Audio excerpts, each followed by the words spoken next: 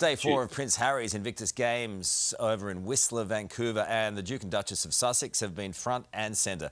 They've watched sporting events, been gifted Vegemite, and even chugged back beers while watching Michael Bublé perform. For more, we're joined by Rusty Myers, Associate Editor of the Daily Mirror from East Sussex. Rusty, good morning to you. Nice to see you. Good evening, London time. Look, we're getting a very behind-the-scenes look at the games through Meghan's Instagram account. How does it feel to you? Does it feel authentic? Well, aren't we just? A bit of BTS never hurt anyone. And Meghan, launched herself onto her new Instagram profile just a few weeks ago. 1.7 million followers she's amassed at the moment. She's been very busy on the stories. I know you're well adept at social media, Carl. Taking people behind the scenes. This is what we want. We want to see all the sort of authenticity that Meghan has to offer, and she's been giving it to us in absolute abundance. Here she is, having a good laugh with Harry, mixing it with some of the competitors and getting down with some of the Aussies, I hear. It makes me feel like she knows she has work to do.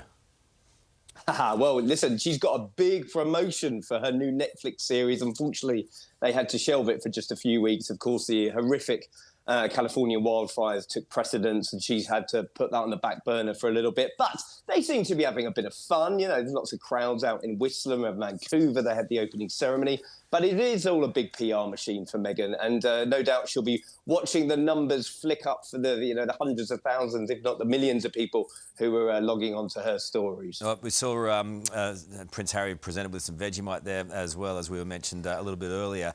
It's a good thing that he does here with the Invictus Games, and nothing can take away from that.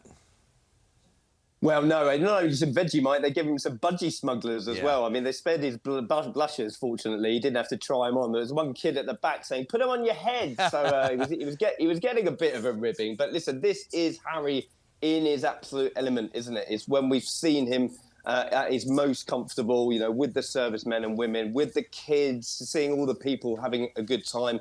This is something he's done for over 10 years now. I've been lucky enough to go to a few of them, and it really, really is when we see Prince Harry at his best, for sure. The King's been quiet. What's he up to?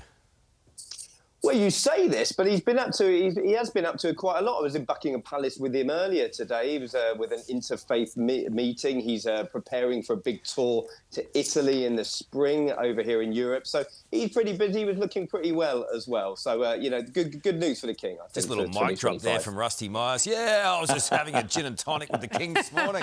That's why we love you, Rusty. Thank you, mate. Cheers, guys. OK, Sarah. Hey there, Today fans. Sarah and...